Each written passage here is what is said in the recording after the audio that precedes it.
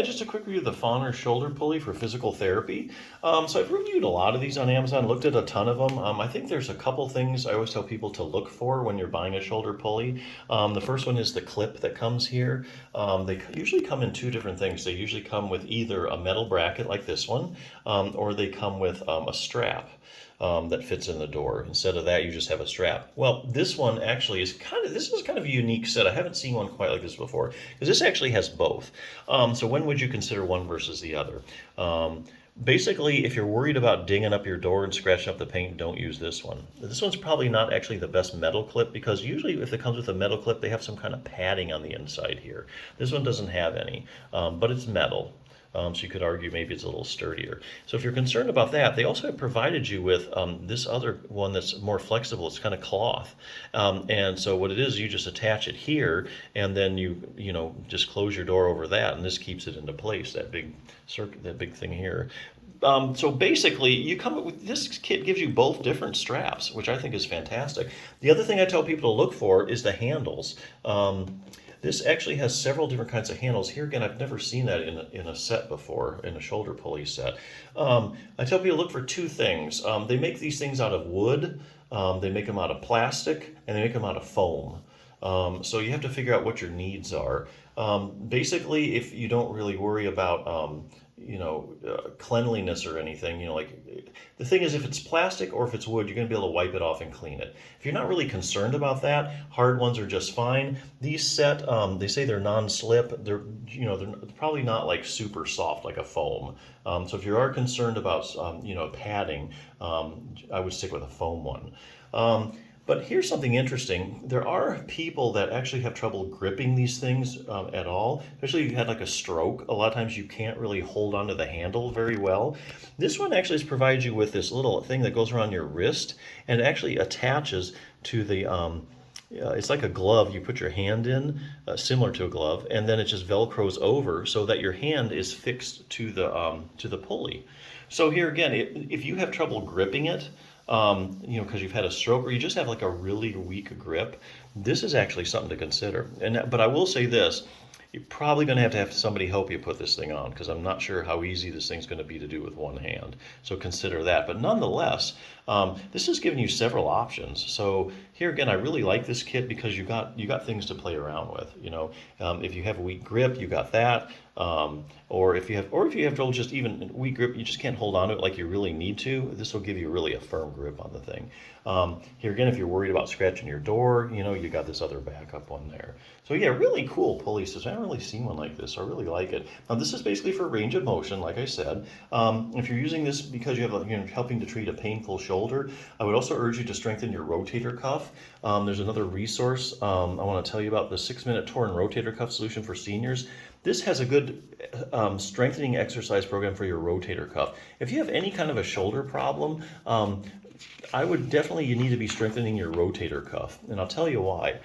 The rotator cuff is a really shallow ball and socket joint, unlike your hip joint, which is also a ball and socket joint, but it's a deep ball and socket joint, so it doesn't rely as heavily on the muscles, to keep it in place. The shoulder's different. You got this really shallow ball and socket joint, and of course there's ligaments that hold the bones together, but really the big job for shoulder stability here is the muscles. And of all the muscles that stabilize your shoulder joint, the rotator cuff, that's its main job.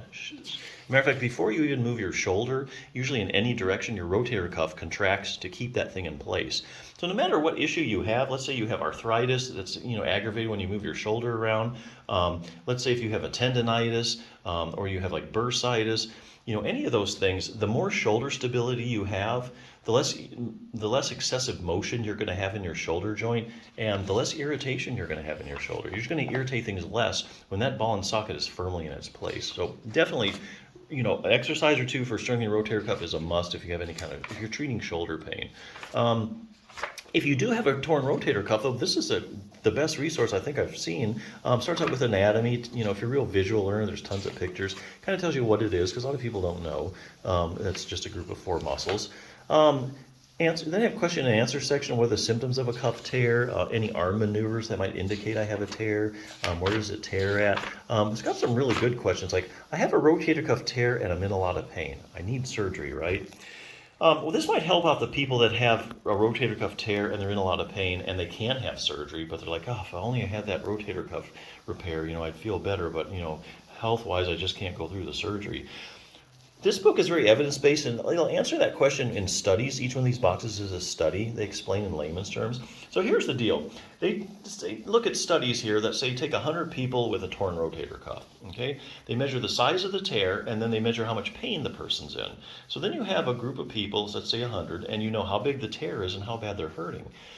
So you think there would be a perfect correlation. Okay, the bigger the tear, the more you're hurting. Well, that's not what they find. It's actually a good amount of people that are walking around with a big old tear in their rotator cuff that actually have no pain at all. So it's entirely possible to have an asymptomatic rotator cuff tear. And that incidence really goes up as you get older, because as you get older, in your 60s and 70s, incidence of rotator cuff tears really goes up. And a lot of them are just asymptomatic. So, if you have shoulder pain, you go to the doctor, they get around taking an MRI, they find you have a rotator cuff tear, you're thinking, oh, that's my problem. Well, not really. You could actually have some other problem, and you may just have an asymptomatic rotator cuff tear, but there's really something else that's causing your shoulder pain. So you don't want to go through the surgery for that if you really don't need it. Just things to think about. What will happen if I leave my rotator cuff tear alone? Some people are thinking, hey, I got this tear, what if I don't do anything to it? Well, here again, they look at the long-term follow-up studies. Believe it or not, there are studies where they've taken groups of people, researchers study these people that have rotator cuff tears that for some reason or another, they just never did anything about it. And so, they check them every so often and they see how they're doing. And there's some really good long-term follow-up studies, like 5 or 10 years where they look at them and they say, hey, what happened to it to get better, same, worse?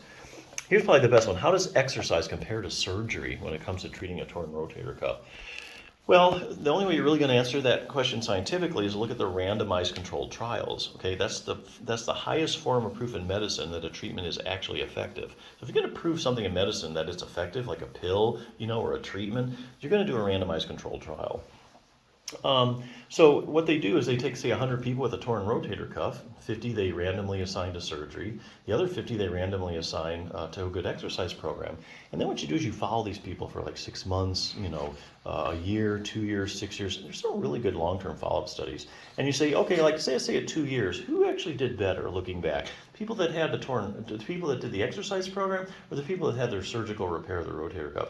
Come to find out, basically you're going to be in the same place. So, and even if you do have surgery, you're going to have to do therapy afterwards. You're going to have to do exercise. You might as well start with it first because there's a good chance it's going to fix your problem anyway. Anyway, has a good program, stretching and strengthening. It'll take you less than 10 minutes a day to do this program.